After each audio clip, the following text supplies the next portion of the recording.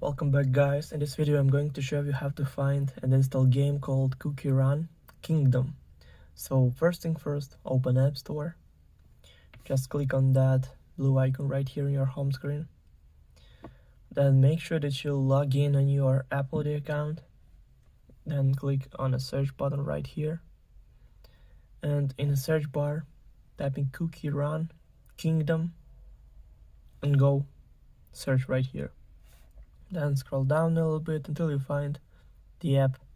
So click on that and click get, then install, then confirm installation through Face ID or Touch ID or using password from your Apple ID account.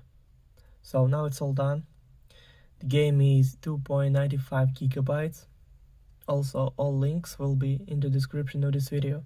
Hope you guys enjoy. Thank you for watching. Please like and subscribe for more. Bye.